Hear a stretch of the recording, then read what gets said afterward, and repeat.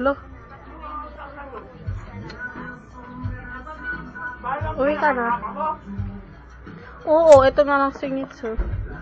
Si Lola. Di makita, madilim sa loob.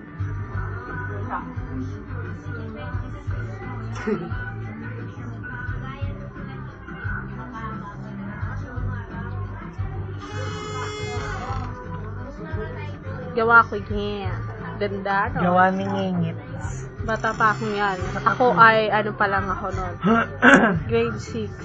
Ito din, grade 6. Yan, ano mo nga yung pinto?